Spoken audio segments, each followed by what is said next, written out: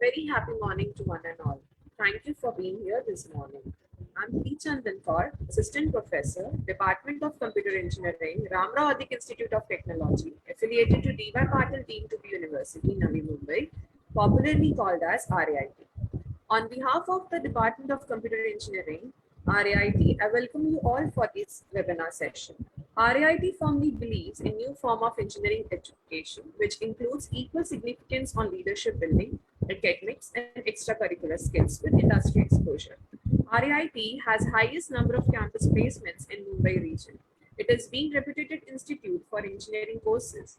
RAIT ranked between 1 to 100 universities by NRIF. Department of Computer Engineering has started the cutting-edge technology specialization like data science, information security, and AI ML, which are presently in demand in today's industry. At RAIT, both faculty and students aim to achieve all-round development. There is a constant interaction with the industry experts to provide a realistic view of the demands of today's industry. One such activity is our today's webinar session, technical webinar session. Our today's webinar is on blockchain deployment and applications by Ms. Jignasa Dilal. Blockchain is a distributed technology as it provides decentralization, transparency, and immutability. The area of this application are blockchain as supply chain management, finance and banking, insurance, medical health records, industry 4.0. The blockchain can be combined with AI and IoT with to develop industry 4.0. The session will cover how to develop smart contracts, their deployment, and further research applications in blockchain. It's my pleasure to introduce our today's speaker, Ms. Jignasa Dalal. She is an assistant professor in K.J. Somaiya Science, Mumbai. She holds BE Computers from Birla Vishwalama Mahavidyalaya, Sardar Patel University, Gujarat. 1996. She has completed her ME Computers from RAIT Nerul in 2010. She is pursuing her PhD in area of blockchain from K.J. Somaiya College of Engineering, Vidyavihar. She has conducted several successful sessions on blockchain. She has teaching experience of 15 years and also published papers in the field of blockchain. We are very glad to have you with us. I warmly welcome Ms. Jignasa Dalal and request you to please start the session. Thank you. Thank you, ma'am, for the introduction. Should I share the screen? Yeah, please.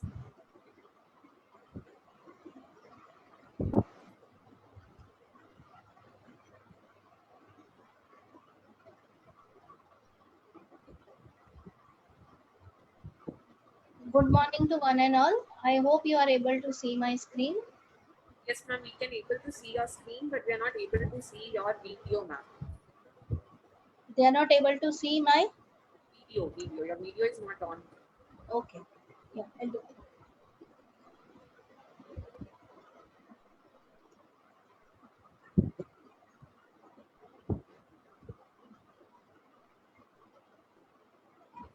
Yeah. Now we can see you, ma'am. Yes. Yeah.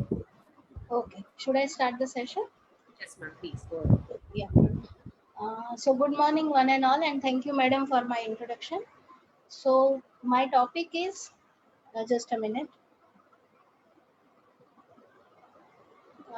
Just a minute.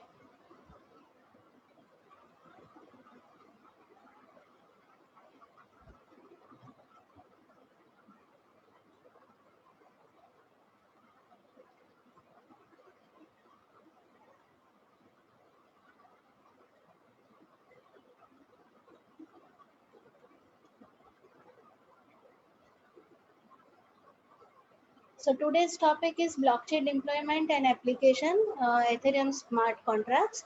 I will be covering introduction, Bitcoin, Ethereum, deployment of smart contracts and blockchain applications. So blockchain is a distributed ledger technology which is a combination of peer-to-peer system, distributed ledger, cryptographic primitives and consensus algorithm. All the nodes are connected to each other through peer-to-peer system, so that it provides the decentralization. And all the nodes have the same copy of the distributed ledger, so it provides the transparency. Distributed ledger is a append-only data structure, and data is stored in the form of the transactions. And these transactions are grouped into the blocks, and these blocks are connected to each other through hash value. So every block has the hash of the previous block. Thus, it will form a chain, and that is why it is known as blockchain. And because each block contains the hash of the previous block, it provides the immutability. Means once if anything is stored onto the distributed ledger, it is difficult to delete or modify anything. So and the transactions are digitally signed, so it provides the security. Now, any block is added to the blockchain using the consensus algorithm. And consensus algorithm involves the agreement of all the participants in the network. So it involves basically validation of the transaction, updation of the ledger, and agreement over the global state of the ledger.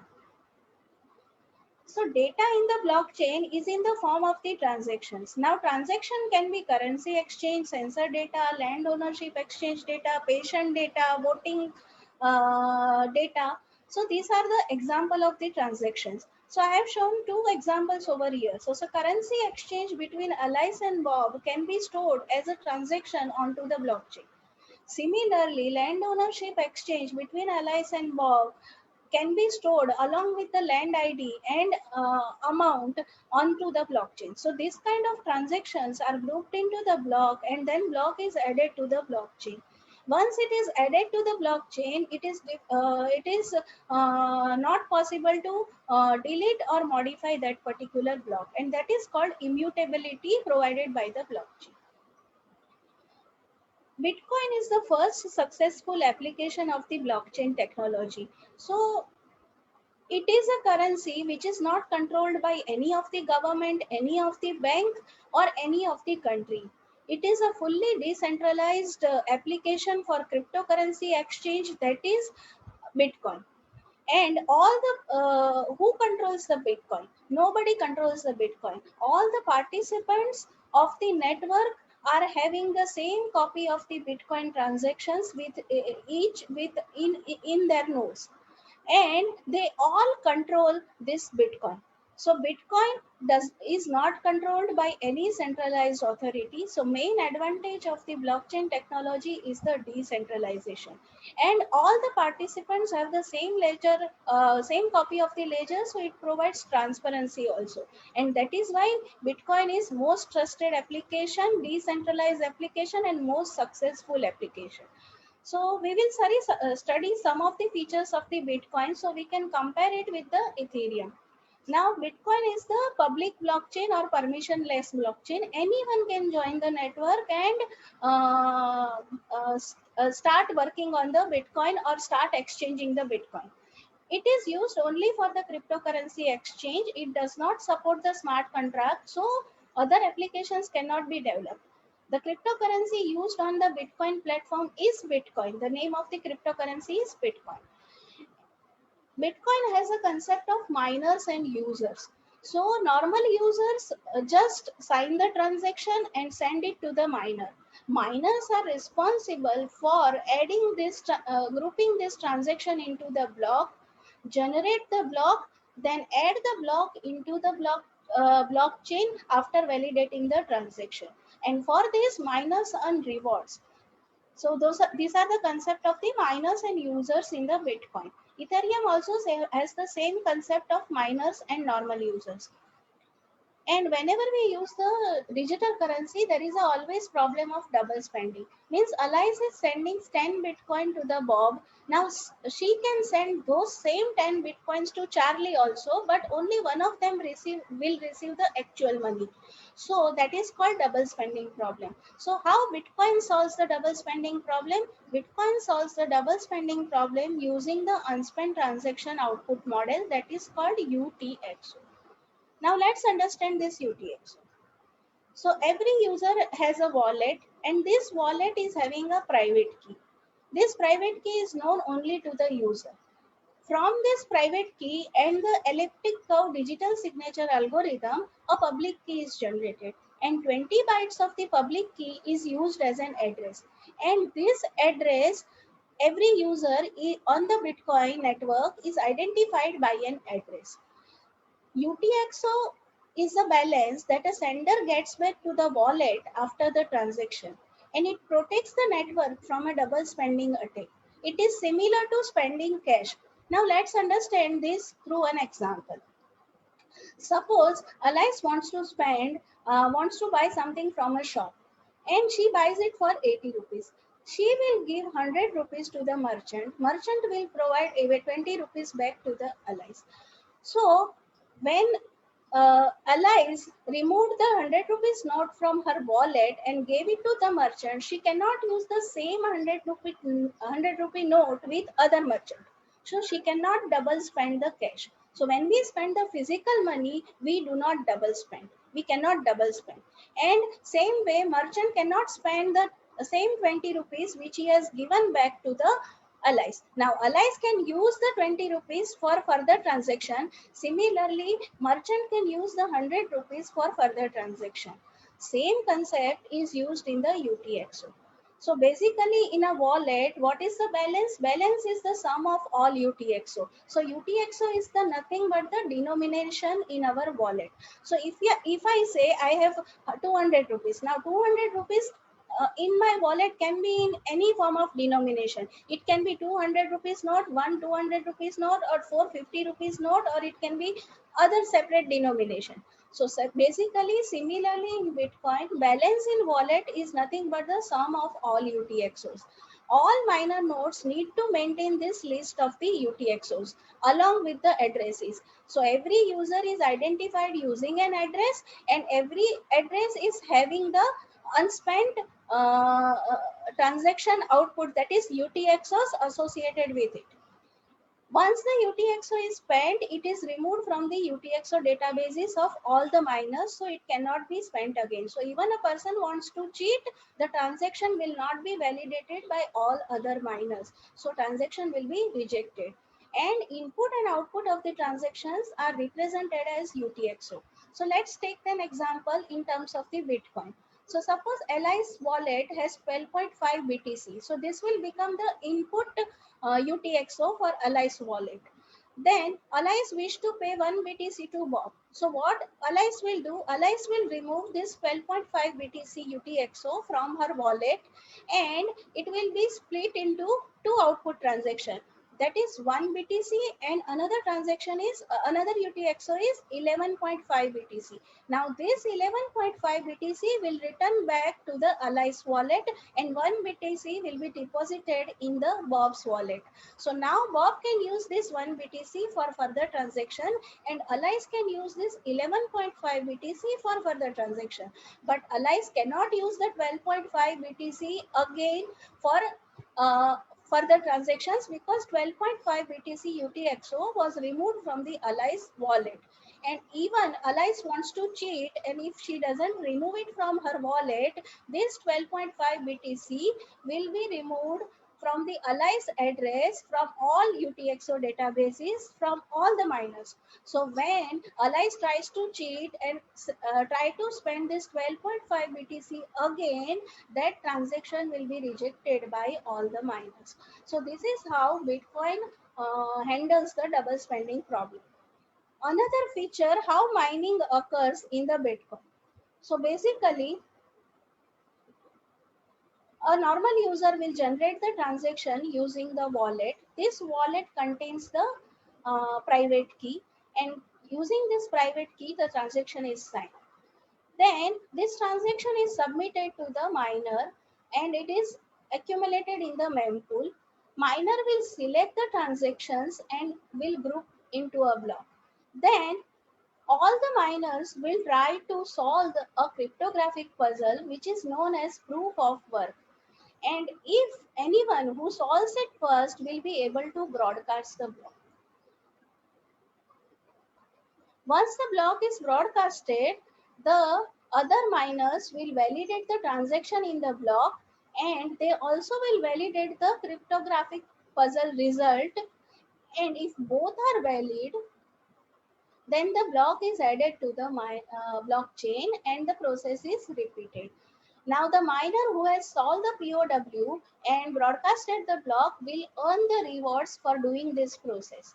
And this reward can be in terms of the Bitcoin or in terms of the transaction fees which will be paid by the normal user.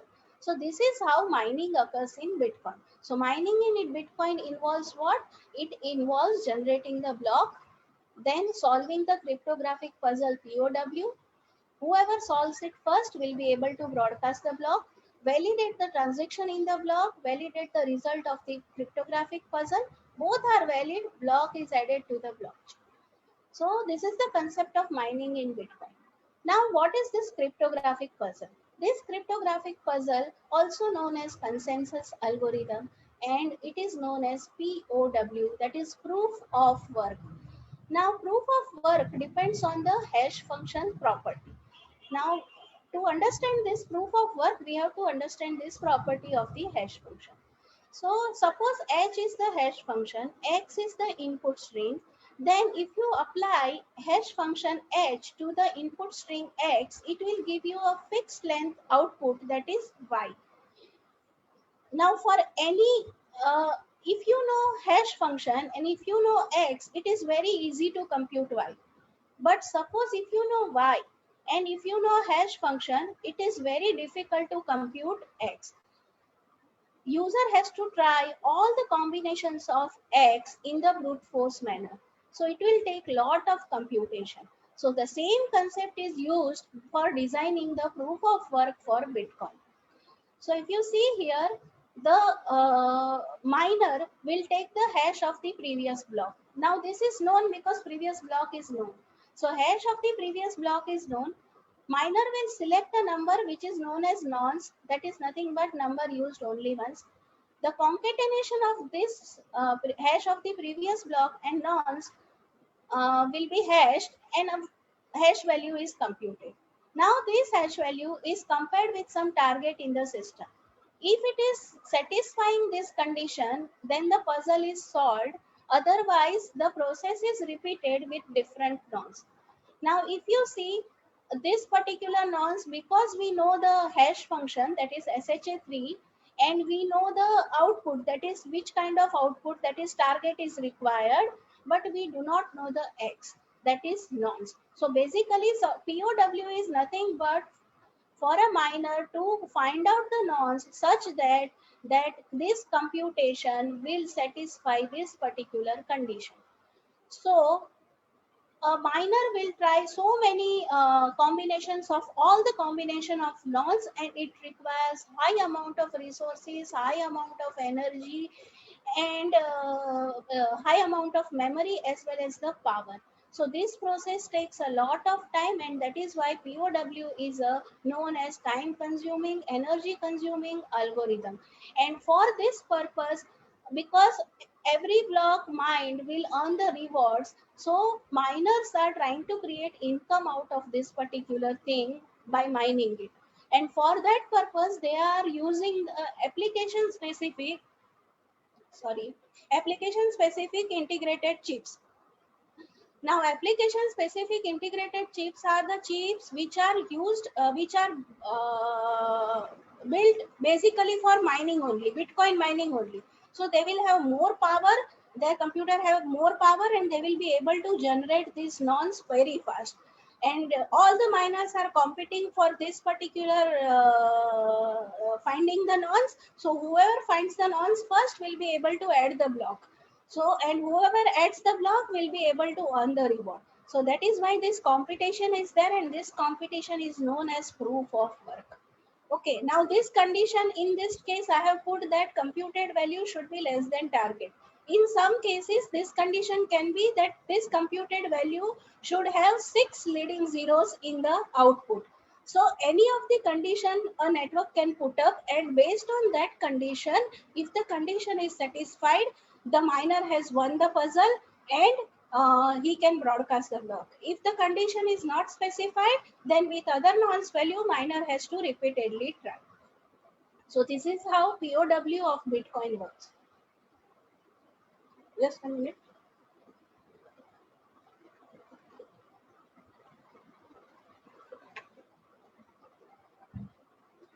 Now, how the target is calculated? So what is target? So target is nothing but the difficulty, function of difficulty. And difficulty is the function of expected block time and average block time. So every 10 minutes in the Bitcoin, a new block is generated, and that is known as expected block time. So expected block time in Bitcoin is 10 minutes. In the Ethereum, it is 10 to 15 seconds. Now, block time is the time to mine the block. Means if it is time for a particular miner to solve that cryptographic puzzle. So for every 2016 blocks, this block time average is calculated. And if this block time average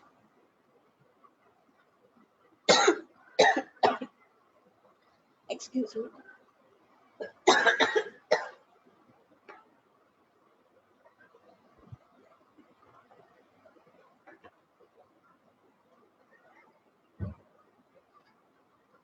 sorry for this.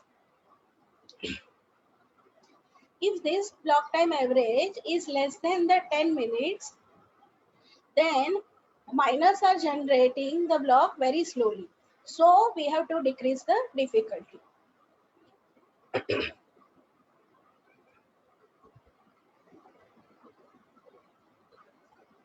Just a minute.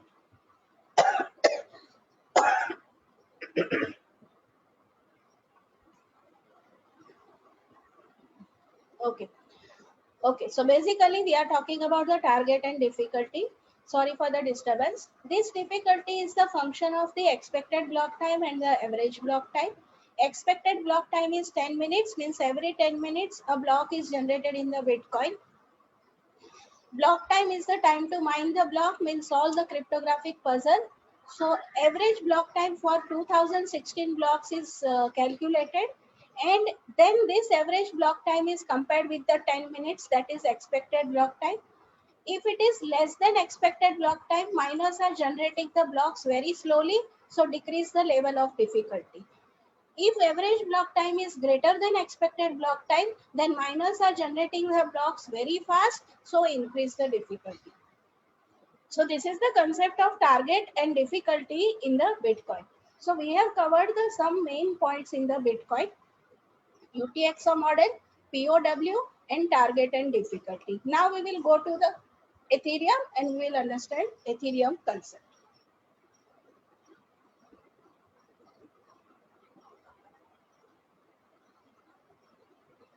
So Ethereum is also a public blockchain, and it is also used for cryptocurrency exchange. The cryptocurrency used is Ether, and it has some one extra features, that is called smart contracts. Smart contracts are executable program codes which are executed when some events are triggered. And these smart contracts are written in Solidity or Viper language, and they are executed using the EVM, that is Ethereum Virtual Machine. Now, Ethereum uses the account balance model while Bitcoin uses the UTXO model. We have understood the concept of the UTXO. Account balance model means what? Every user or a contract is identified with the account address, and with account address we have the balance associated with it. Like we have a bank account and we have balance associated with it. So account will have the balance in terms of the Ether. So this account address has this many Ethers. So this is the general idea of the Ethereum. It supports the smart contracts, and because of that we can develop many applications on the Ethereum. Now Ethereum also uses the POW, that is proof of work algorithm, for adding the block into the blockchain. But here the algorithm is somewhat different than the Bitcoin, and this algorithm is known as @hash. It is a combination of Dagger-Hashimoto and Taddas-Hashimoto algorithm. So what are the steps in this algorithm? So create a seed from the block number. From the seed, create a pseudo-random cache, and this cache is of size 16 MB, and it can be stored on our light client or thin client or the client with less memory capacity like our mobile. And from this cache, 1 to 4 GB data set is calculated. This data set will be stored by the full clients. Full clients are the miners or the full nodes which have GPUs available with them. They can store this 1 to 4 GB data set, and this data set is known as directed acyclic graph, and this data set is updated every 30,000 blocks. Mining involves you have to grab some random slices of the from this particular DAG and hash them together. And verification involves from the cache, that is 16 MB cache, to regenerate the specific pieces of the data set. Now, ATHASH was basically designed to make it ASIC resistant. ASIC means application specific integrated chips. Bitcoin miners use ASIC to mine the block or to add the block into the blockchain so they can earn rewards. But that will increase the centralization. So those who are having good chips and good algorithm built in the hardware, they will be able to mine faster than the other people. So basic purpose of the ATHASH was to make the algorithm resistant to ASIC. So what happens, this 1 to 4 GB data set, this particular data set increases linearly, and your seed selection, it depends on the block number. So cache and data set changes linearly as well as increases linearly. So it is difficult to build a particular chip to mine using this algorithm. But in 2018, one of the miner has broken this thing, and it has created a particular ASIC to mine with the ATHASH. So advantages of using ATHASH is it is easy to implement, and the speed is high, and verification capacity is very easy. So only 16 megabyte of RAM is required, so any client can verify the result of the cryptographic puzzle. Only miners need to have the 1 to 4 GB of data set for mining. But for verification of that cryptographic puzzle, only 16 megabyte of RAM is required. So even our mobile can verify that. So client could carry out verification process in as little as 30 seconds. So validation of transaction is very fast in this particular algorithm compared to Bitcoin. As I told you, the one of the miner has built the Bitmain, which can mine the ATHASH. This Bitmain is nothing but the application specific integrated chip to mine with the ATHASH. So ASIC resistance now it is not there, and many are looking for developing this kind of chips for mining with the ATHASH. And it consumes memory. Basically your 16 MB RAM is required, so RAM operations are there, and RAM operations consume large amount of the bandwidth. So this is the difference between the Bitcoin POW and Ethereum ATHASH. Another important concept in the Ethereum is gas. So gas is nothing but the amount required for a computational effort. So in the smart contract, you are writing a function. In the function, you have some computations, you have some storage variables. So every storage variable, every computation requires a gas. So total cost of a transaction is calculated like gas price multiplied by gas limit. Now gas limit is what amount of gas user is willing to set aside for the transaction. So if you are setting less amount of gas limit, then your transaction may not go through. Miners will select the transactions which are having the higher gas limit. And gas price is the rate of gas, like we have the rate of petrol, rate of diesel. Similarly, we have the rate of gas, and this rate of gas is decided weekly. And you can check the current rate of the gas on etherscan.io. Now this rate of gas are defined in terms of the Wei or Gwei. So these are the smallest unit. So Wei is the smallest unit. 1 ether is equals to 10 raised to 18 Wei, and Gwei is the 1 ether is equals to 10 raised to 9 Wei. So you can check etherscan.io. It will show you the real Ethereum block chain, and you can check the current price of the ether as well as the rate of the gas on the particular site.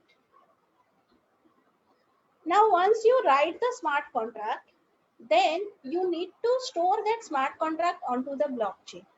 So that is called smart contract deployment.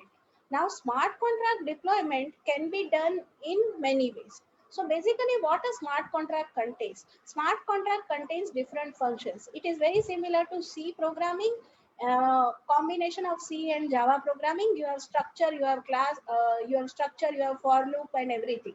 So syntax is very similar to C programming, and it is easy to learn. So smart contract contains different functions, and these different functions should be accessible by all the participants in the network. So suppose that can be done. So once you develop your smart contract for a particular application, first you need to simulate it on your local network. So you will test it on your local network, means only on one PC. Another way is to set up a cloud network, and you set up some machines like 10 machines, 15 machines, and on all machines you can install Geth. That is the JavaScript client of the Ethereum, which uses proof of work algorithm. Or you can install Parity, which is a proof of authority uh, client. So proof of authority is another consensus algorithm. We will not go into detail of proof of authority because time will not permit us. So that is one way. So either you set up the physical machines, and or you set up the machines on the cloud, virtual private network you create, and you install Geth. So that way you can create your own private blockchain. Another thing is you directly post it onto the public network, and that is known as mainnet. So this requires real ethers. So if you know, when I last checked, the cost of the real ether is one ether is around $2,500. So if you really want to deploy your contract onto the real network, you require the real ethers. For development purpose, Ethereum provides the public test networks. So in this, you require the fake ethers, and fake ethers are available through the faucets. So that is available to your account, and you can use this fake ethers. You don't require to pay any money over here. You just get the fake ethers in your account, and then you can deploy or copy your smart contract onto this test network. And this test network, so there are two kinds of test networks. One is Ropsten, which is using the proof of work algorithm. So this particular test network, it is a public test network, and it highly resembles the real Ethereum network.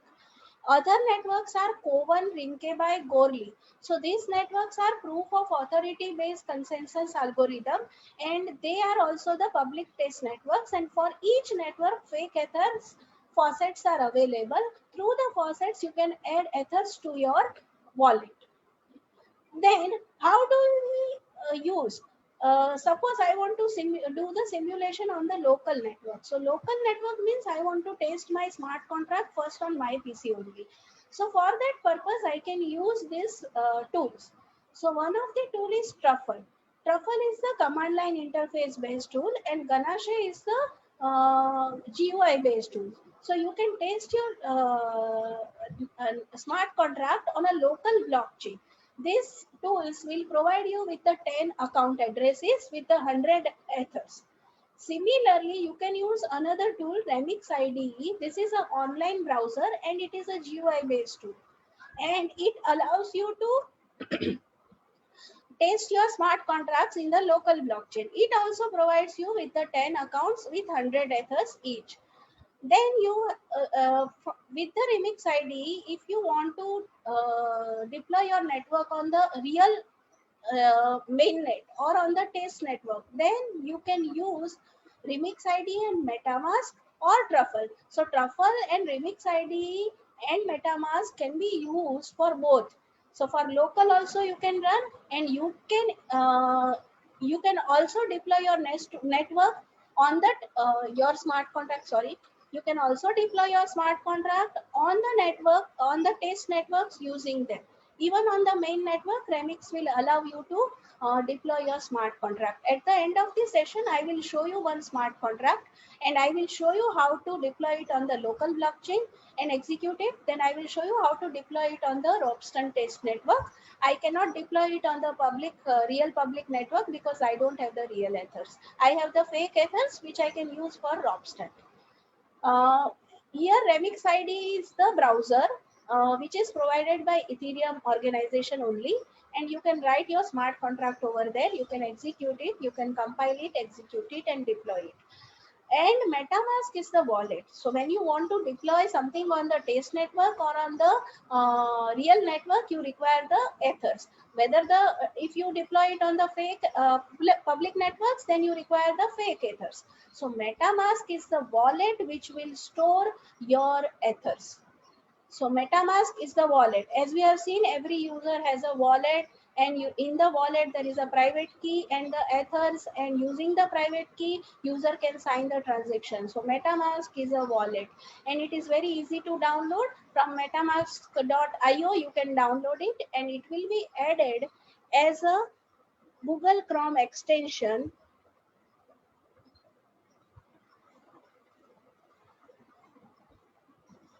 Let me show you.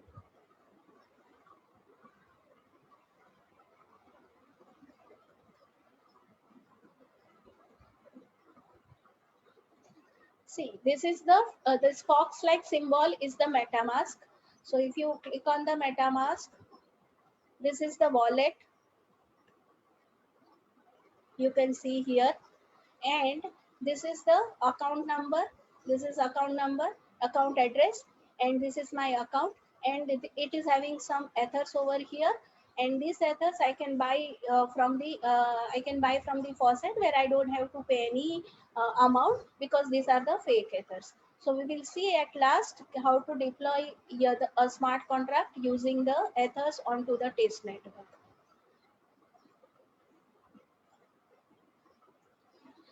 So here again, let me summarize this slide. Smart contract deployment can be done either by simulation on the local network, either by setting up the private blockchain, or you can deploy it directly on the real Ethereum public network, or you can use the public test network using the fake ethers.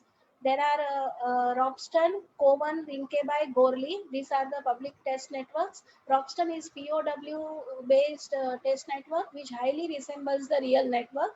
So even in industry, they first test their smart contract on the local network using Truffle and Remix and MetaMask, and then they deploy it on the test network on the Ropsten using Remix and Truffle. Any of the tool you can use. With Truffle also, it is possible to deploy on the Ropsten, and with Remix and MetaMask also, we can deploy it on the Ropsten. So that is how the smart contract deployment will take place. Another concept in Ethereum is tokens. So tokens are nothing but the tangible representation of something intangible. So example, suppose driver's license. So driver's license indicates what? It indicates it indicates the training and skills to drive a particular vehicle. Student's identity card, what it indicates? It indicates the belonging of a student to a particular institute and how he can use the resources in that institute. Now, what are the examples of tokens in the blockchain? So the first example and very common example is currency tokens. So Bitcoin currency or Ether are the example of the currency tokens which are exchanged between the participants in the network. Then if you go for the new blockchain, that is EOS. Now this is voting based consensus algorithm. So for adding the block, you require the voting rights. So these voting rights also can be represented as a tokens on the blockchain. Then suppose if you are in the collection of the digital art, digital paintings, then virtual collectibles are also can be represented using the tokens. Tokens are very important concept in the Ethereum, and this is the future. So anything, any a tangible representation of something intangible is token. Now there are two kinds of tokens: fungible tokens and the non-fungible tokens. So what is fungible? Fungibility represents how interchangeable one asset is with other asset.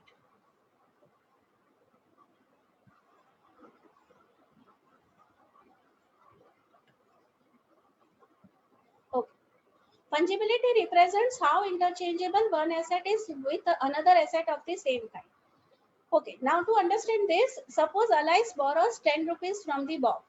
Now Alice does not have to return the same 10 rupees note to the Bob. She can return another 10 rupees note, or she can return two 5 rupees notes to the Bob, because they all represent the same value. So fungibility, what fungibility is there? It is a interchangeable. How interchangeable one asset is with another asset of the same value. All 10 rupees notes are having the same value. All 5 rupees notes are having the same value. So the money is the example of fungible tokens. Similarly, ethers are the example of the fungible tokens. And these fungible tokens are divided into smaller units. 10 rupees note can be divided into two 5 rupees note. 100 rupees note can be divided into two 50 rupees note, something like that. And the standard uses ERC20. After these tokens, we'll talk about the standards and what are they representing. Another type of token is non-fungible tokens. Now, non-fungible tokens means it cannot be exchanged for another token of the same kind.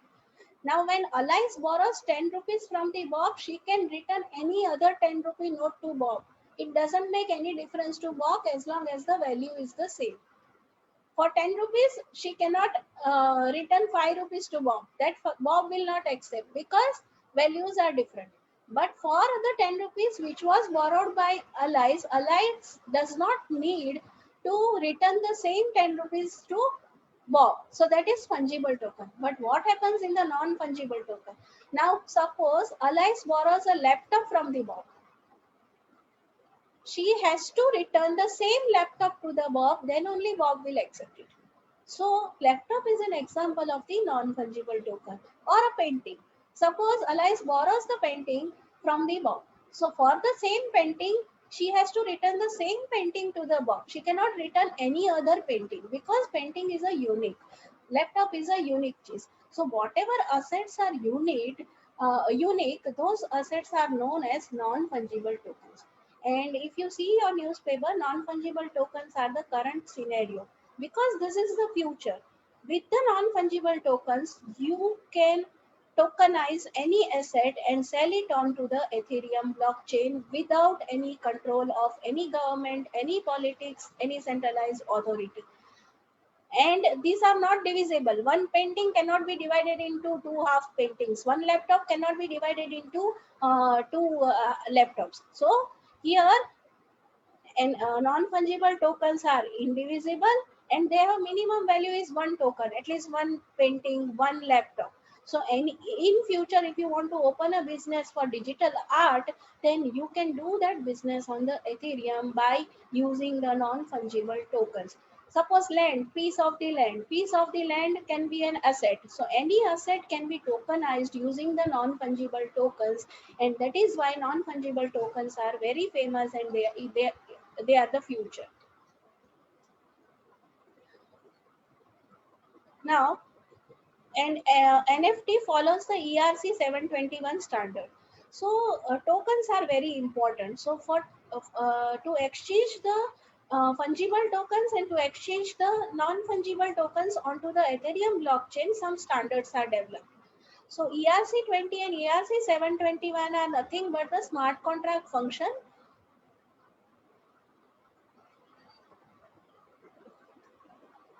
Excuse me.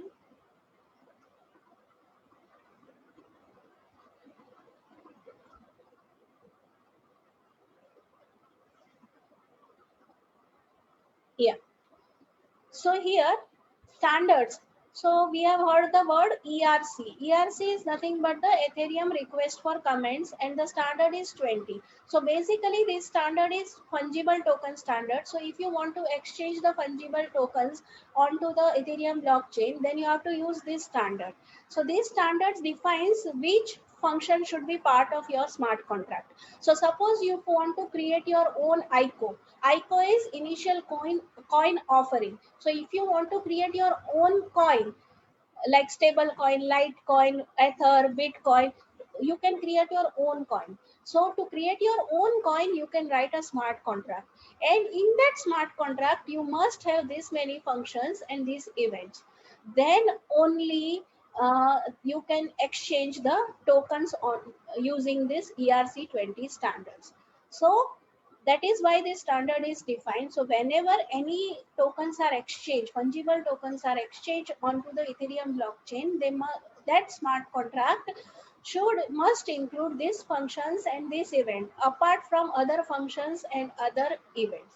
Same way, there is a standard for ERC 721, that is non-fungible token. So suppose you want to sell your laptops, you want to sell mobile phones, or you want to sell digital art onto the Ethereum blockchain by tokenizing them, then you have to follow the standard ERC 721. And in that, you have to include these events and these functions. You can have more functions based on your smart contract, but these functions are must and they must be implemented.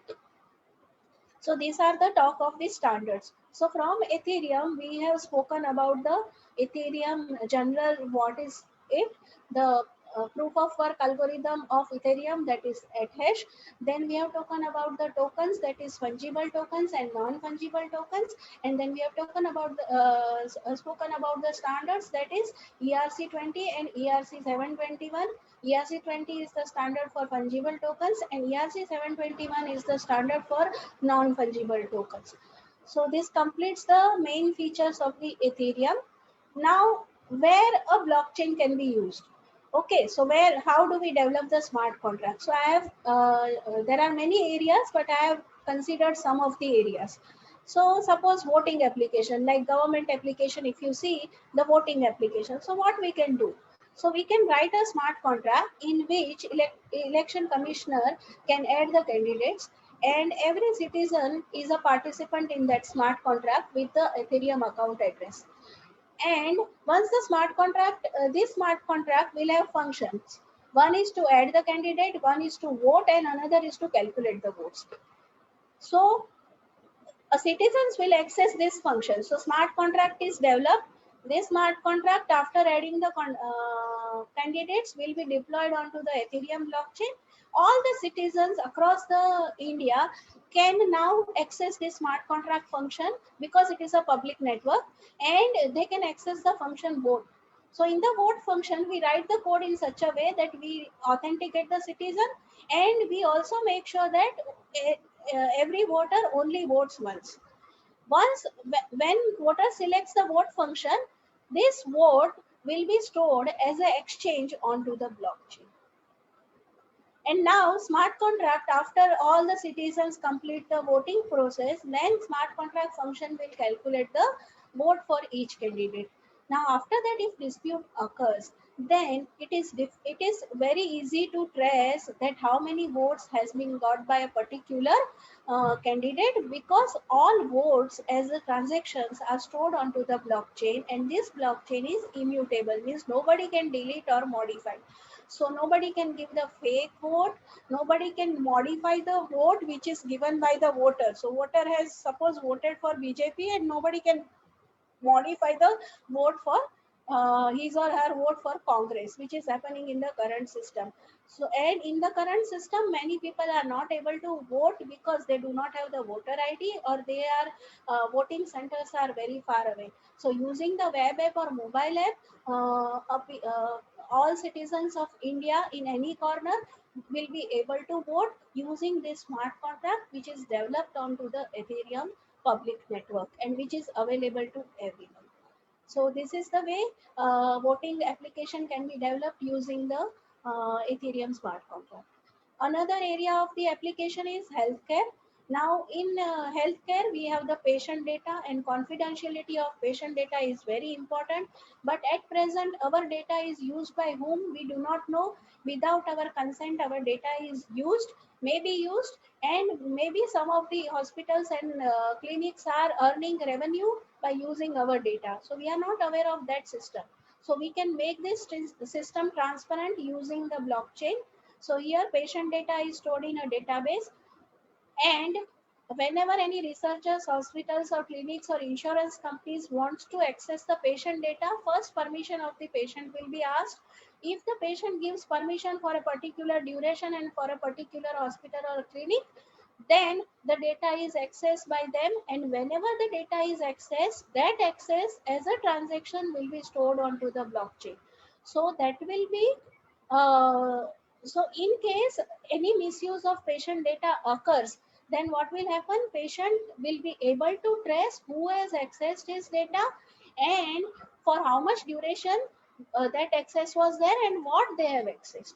So all this kind can be made transparent, and sometimes from the researcher sides we may not, as a part of the research team, I can say that we are not getting the data for our research. So here all researchers also have the chance to get the patient data with the consent of the patient, and this system can involve all patient data from all over a country. So this is another area where blockchain can be useful. A land ownership exchange, I already gave this example while explaining the transaction. So here, when we want to buy a plot of land in India, it is very difficult to find the authenticity of a particular plot of land. There may be more than one owner for a particular piece of land. So this land ownership exchange can be stored onto the blockchain, and we can trace a ownership of a particular land using the land ID for many years. So if we store each exchange, that is each exchange, suppose LIC is selling to the Bob, then this exchange will be stored onto the blockchain as a transaction. And similarly, Bob is selling to the Charlie, that same transaction is also stored. So suppose if I want to buy a particular piece of land, I can trace that particular land record using this land ID, and I can find out who is the actual owner of that piece of land, and then I can do the transaction. So this is one more application, government application. In education also many applications are there. I have considered here the use case of verification of certificates. So suppose a student wants to go for a higher study. So other college is a new college where university where he is taking admission requires to verify the certificates of the user. So basically we can do this, and it is very time consuming process because new college has to request the university or old university or college for the verification. A student has to go to that particular old university or college and get the required stamp and sign and then submit it to the new college. So this is a time consuming process as well as tedious process. So for that we can use blockchain. So what we can do is old college issues a certificate. Suppose a degree certificate is issued, then this degree certificate, hash of this degree certificate, this hash of degree certificate is stored onto the blockchain. We have to remember, when we are using Ethereum or Bitcoin, they are public blockchains, anybody can see the record. So we don't want others to see the certificate of a particular student because it is a personal information. It will contain the personal information. So instead of storing the certificate, we can store the hash of a certificate onto the blockchain. Now new college will retrieve this hash from the blockchain, and student will submit the certificate which was issued by the old college, and the new college will compute the hash of this submitted certificate. If both the hash are matching, then certificate is valid. So here the property of the hash function is very important. Which property is important? The property in which if you slightly change the input string, then the output will be drastically different. So that particular property we can use, and we can stop the submission of the fake certificates by the students, and we can also ease the verification process for the student, and we can also reduce the time for verification of the certificate. Another application is IoT. So now we can take this example. I have taken the pharmaceutical company example and logistic company example. So this is one use case. So both will create a smart contract, and in the smart contract, they will define the conditions like temperature, humidity for a particular shipment of medicine. So this medicine requires a particular temperature and humidity, and then only they will be survived. Otherwise, they will get spoiled. So for that, they will create a smart contract on the Ethereum blockchain. This smart contract will be stored there, on the blockchain. Once it is stored, it cannot be deleted or modified by anyone. After that, sensors. So the vehicle which is carrying the shipment of medicine will have the sensors for temperature and humidity. And these sensors will continuously record the temperature and humidity and feed that as an input to the smart contract. Whenever the temperature and humidity is out of bound, then logistic company will not get money. So first, pharmaceutical company will deposit the money which is required for the shipment into the smart contract. Once the shipment reaches to the destination and humidity and temperature are maintained throughout the journey, then logistic company is paid by transferring those ethers into the logistic company's account. And if temperature and humidity were not maintained during the transit, then the money will not be paid to the logistic company. So you can see how this particular process is easy, because during the journey of the shipment, it is very difficult for the pharmaceutical company to keep track of the temperature and humidity of the vehicle which is in transit. So using these sensors and using the smart contract, we can automate this process, and this particular process will avoid any conflict. Now, pharmaceutical company cannot claim, because sensors are giving continuous reading, and they cannot claim that it was out of the bound. And if they were out of the bound, logistic company cannot claim that they were in the range. So there, we are avoiding the conflict without involving any central party using the smart contract. So that is one of the application where blockchain and IoT is combined. Insurance. Insurance is the area where blockchain is most useful. Here, claim settlement process can be very fast. So we can reduce the hassle in the claim settlement process, and we can also reduce the time for the claim settlement. So let's take a use case. Now there is an insurance company ABC, and there is a traveler Mr. X, and he is a businessman, and he travels frequently by air. So sometimes when flight gets late, his meetings are affected, and because his meetings are affected, his business is affected, and he may suffer loss in his business. So for that purpose, Mr. X wants to buy an insurance, delay in flight. So these kind of insurances are available. So Mr. X buys insurance from the company ABC for delay in the flight by depositing 500 rupees in the smart contract. So there will be a smart contract which is created between the insurance company and Mr. X, and company will deposit 10,000. So suppose he buys the insurance for 10,000 rupees. So company will deposit 10,000 in the smart contract, and Mr. X will deposit 500 rupees in the smart contract. Now suppose if flight gets delayed. So this information is available from outside, from any other website or aircraft website. So if the flight is late, smart contract will automatically deposit 10,500 directly into the Mr. X account. So here Mr. X does not have to fill any papers or does not have to prove that his flight was late.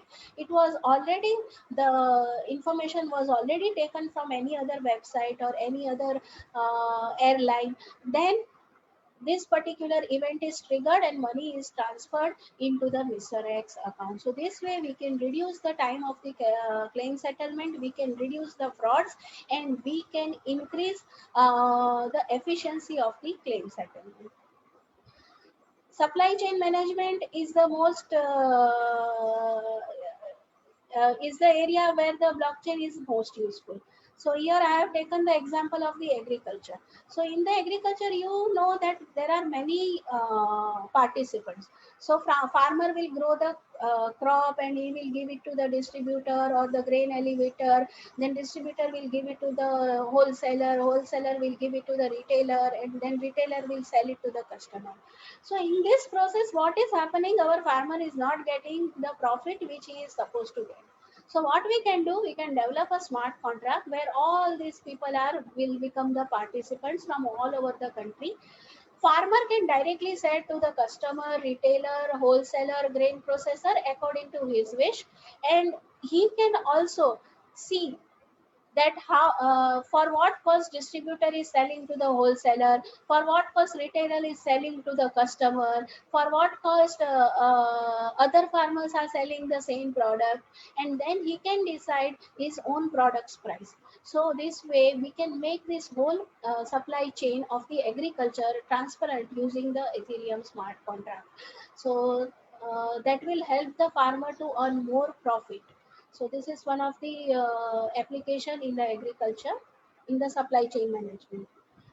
So other applications are social media applications. So if you see Steemit application, so now in Facebook, we Facebook uses our data without our consent, and it uses our data for earning the revenue because we see many ads. So through advertisement, Facebook earns the revenue, and by sharing our data with other companies, also Facebook earns the revenue. But we do not get any part of that, and even how our data is shared and with whom the data is shared, that also is not us. Means consent is not taken from the user before sharing the data. So there is a Steemit application which is blockchain based social media application, in which for every means whatever user is putting onto the particular social media, and that particular information is shared with the other companies, that time user will earn the reward, and with the consent of the user only that particular data will be shared. So that is one of the application where social media is concerned, and this is a live application. Supply chain management, I have already shown you two parts, logistic company and agriculture. uh, this is implemented application by Hyperledger Fabric, that is IBM Hyperledger. This application is known as Food Trust application. You can go onto their website and you can see the running of Food Trust. This Food Trust application requires it basically traces the food from your plate to the farm. So suppose you are into the organic or vegan diet or some organic vegetables, so you can find out from where your vegetable has come, and if you are eating fish, you can find out from which ocean and which river your fish has come. So that way this application was developed for Walmart, and it is in use. Identity management is also uses can use the blockchain in the KYC process. So we all know what is KYC process, know your customer process. We need to give our identity documents to a bank, to mutual funds, to insurance for the KYC process. So now this KYC process can be made transparent and can be made easy. So hash of the identity documents will be stored onto the blockchain, and candidate permission will be taken for sharing these documents with banks or mutual funds or insurance companies wherever the KYC is required. And whenever they access these documents, this access will be stored as a transaction onto the blockchain. So identity management also can be done. This is one use case of identity management. For identity management, there are many use cases where blockchain is useful. So these applications are covered, and with this the presentation is over. But I'll be sharing the smart contract, how to deploy it, as I already told you. So I'll be showing you that. So this is Remix IDE, and I'll be using, I'll not be able to show the truffle because of the time constraint, but Remix and IDE also are useful tools to deploy your contract. Now, if you see here, I have a contract that is MetaCoin. I will not explain the syntax of the contract because it is very easy to understand. The first statement is the version of the Solidity compiler. Then you have the contract name, that is MetaCoin. Contract name and the file name should be same, and the file extension should be SOL. Okay. Then you have the mapping. So if you know Python, mapping is key value address pair, and this mapping is balances. So for every address, it will show the balance. So basically, it is a very simple smart contract. What I want to do is I want to send some coin, and I want to check the balance of each address. So remember, in Ethereum, every account is identified using an address. So basically, my sendCoin functions takes two arguments, that is receiver and the amount.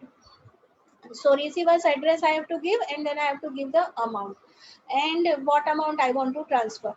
And we are checking here that I have the sufficient amount in my balance, then only I can transfer the amount. So your function is, it will reduce the balance from the sender and it will add the amount to the receiver. And these are the event which transfer.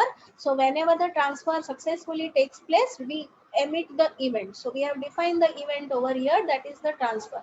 This event will be stored as a log. So if you want to find out what happened to your money and you want to trace the particular set of transaction, you can use this events.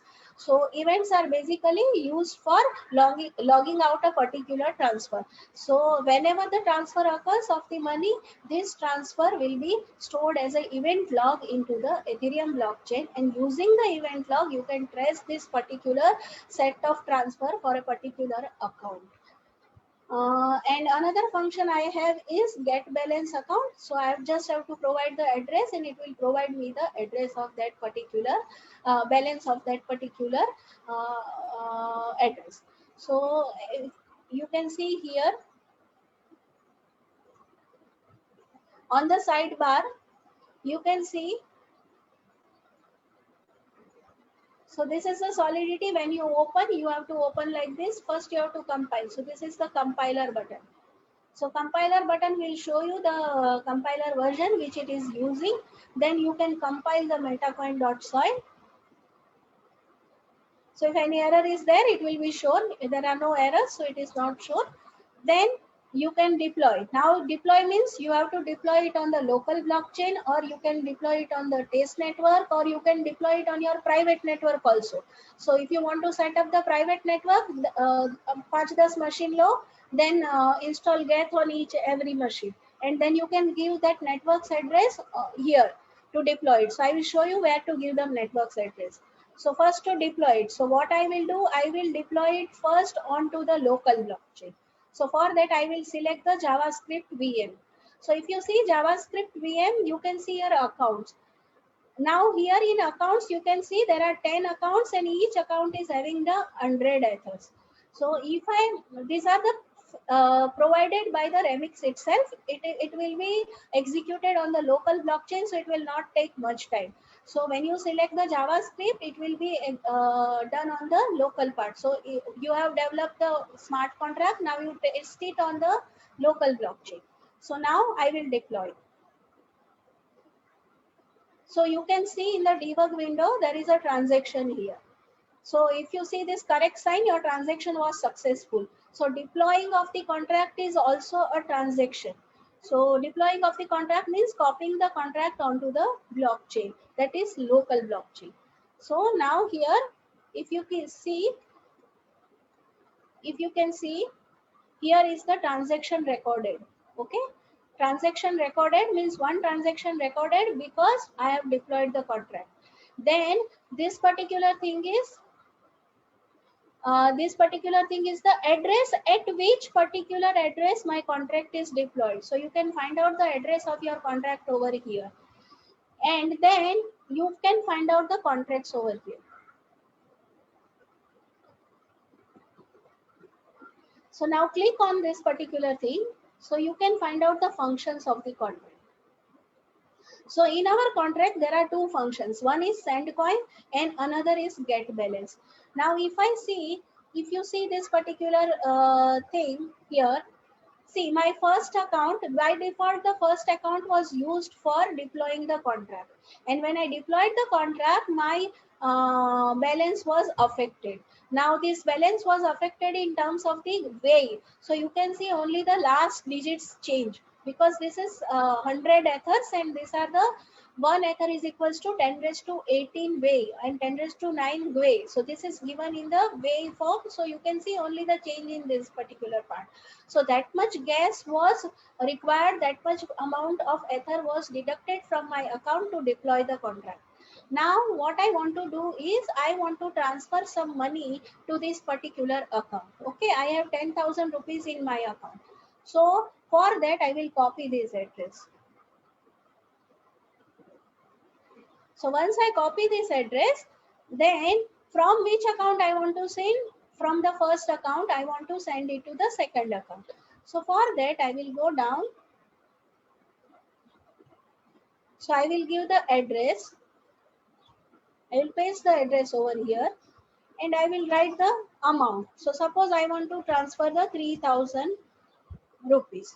Okay, so I have provided two arguments because our send coin function takes the two arguments. One is the address and another is the amount. And then I will say send coin. So now this is another transaction. So I have sent the coin to that particular address. Let's see whether this address has received the money or not. So we will check the balance. So here 3000 rupees was received by this particular account. So if you see here, send coin will create a transaction. What is the transaction? Transfer from this account to this account for this amount. So this transaction will be stored onto the blockchain, and this is called writing into the blockchain, and it will require the gas. Okay, now another function is the get balance function. So if you see in the debug window, there is a call written over here. Get balance function is the read function. We are reading from the blockchain. So this is free. It does not require any gas amount. Why? Because every node has the same copy of the distributed ledger. So getting the balance does not require to go through the whole network. But when you send the transaction, that transaction need to be included in the block. That block need to be mined by the miner. That is, he has to solve that cryptographic puzzle. Then this transaction, this block which contains your transaction needs to be validated by all the miners, then only it will be permanent. And for all these efforts, you require to pay the gas fees. So writing into the blockchain requires the gas fees, and reading from the blockchain does not require the gas fees. So this is how you deploy it on the local blockchain. It was deployed on the local blockchain. That's why it was very fast. Now let's see how to deploy it on the test network. And now because we are deploying on the test network or outside this thing, we require the wallet. So wallet I have already installed, that is MetaMask wallet. This MetaMask wallet contains the this particular account number is there, and it has some fake ethers which I have got from the faucet. And if you see here, you can see the different networks. So if I have selected Ropsten test network, as you can see, there are different test networks available: Ropsten, Cowan, Rinkebai, Gorley, and you can also deploy it on the local network using localhost. So if you are using Truffle, you can use this Remix and Truffle together also. And suppose you have set up the private network, okay, by using the Azure or by using the Amazon AWS, then you can give the address of that particular network here using the custom RPC. But for us, we want to use the public test network, and public test network which we are using is the Ropsten test network. So I'll be selecting the Ropsten test network in my wallet to deploy the smart contract onto the Ropsten test network. And in this environment, I'll be selecting the injected Web3. So when you select the Web3, it will show that which network is selected. The network ID for Ropsten is 3, and you can see the account number which was there in MetaMask wallet is shown here, and the balance is also shown here. So injected Web3 is nothing but the Web3 library to interact with the Ethereum blockchain. So you have the Web3 JavaScript library as well as the Web3 Python library to interact with the contract which is deployed onto the blockchain. So now what we will do, we will try to deploy this particular contract onto the Ropsten network. So I will deploy it. Don't forget to change injected Web3, then only you can do this. And in the MetaMask, you have to select the proper network. And you should have sufficient ethers to deploy the contract. See, I am creating this. I want to deploy it. See, the cost of deploying my contract is 0.00037. That is gas fee. I'll confirm. Once I confirm, then only contract will be deployed and this amount will be deducted from my account. It depends on your internet speed also. So here you can see it is pending. When we were deploying on the local blockchain, it was very fast. But now we are deploying on the public test network, so internet speed matters. So my presentation and the screen and everything is going on. So my I think the screen is slow. It will come within 2 minutes. It will come. Yeah. See, I have deployed the contract onto the Robston test network. Now, similarly, as I have shown you how to do the send coin and receive coin, you can do the same operations over here, but it will take some time because they are really deployed onto the public network. So same way, if you want to deploy it on the real Ethereum network, then you can select the real Ethereum network. Ethereum mainnet network ID is 1. For Robston, the network ID is 3. I have not used Kovan and Rikkebai and Borelli, but you can find out the network ID for them also. And if you have set up your private network, then you can provide that RPC endpoint value over here when you select this. So this was the deployment of the smart contract on the test network and the local network. So I hope this session helped you. And with this, I complete my session. Any question answers, please? Thank you so much, ma'am. It was really a very wonderful and insightful session. So I'll request Smita Bhoyer ma'am to please take a command over this. Thank you, Preet. Thank you, Jignasha ma'am. Thank you for Hi. such a beautiful session. Now, some questions from the participants. Is it possible to modify the data once it is written in a block? Can we modify? Data cannot be modified. Am I audible? Yeah. Yes, yes, you are audible, ma'am. Yeah. You cannot delete any data from the blockchains once it is stored. Even though you store the smart contract, and if you want to modify the smart contract, you have to deploy it again.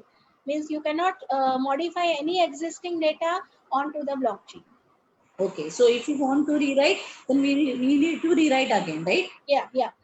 Yeah.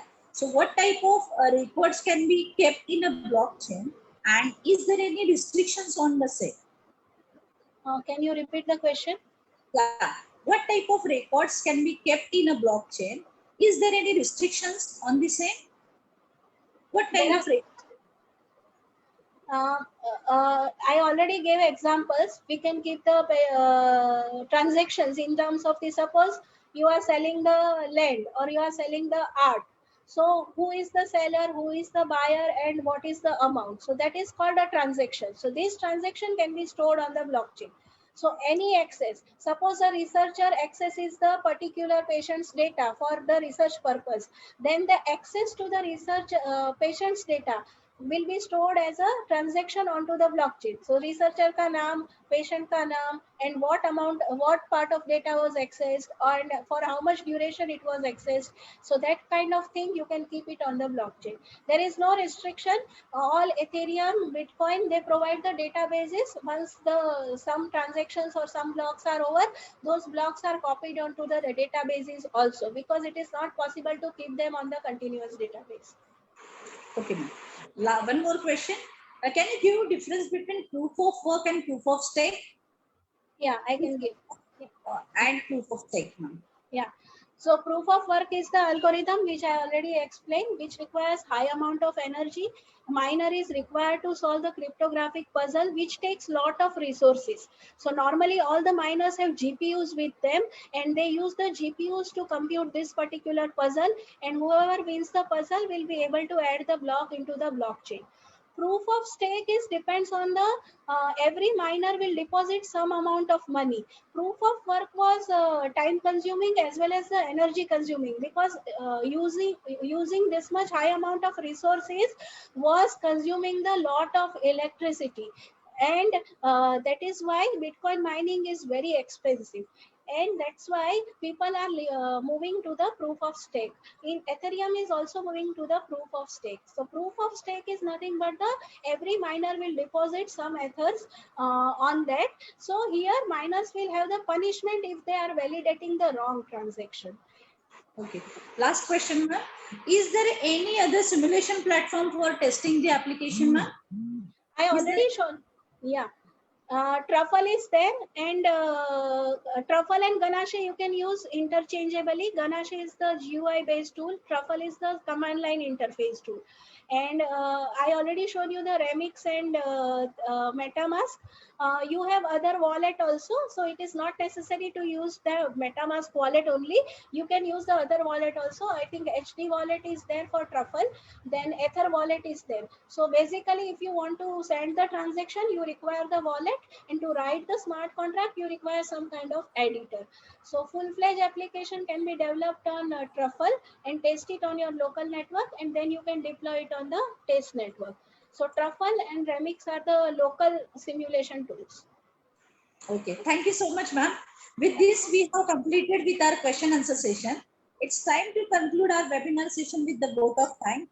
I'm Ms. Smita Bhoir, Assistant Professor, on behalf of Department of Computer Engineering, Ramravati Institute of Technology, affiliated to D.Y. Patil Deemed to be University, would like to thank today's speaker, Ms. Jignasha Dalal, for conducting a very insightful session.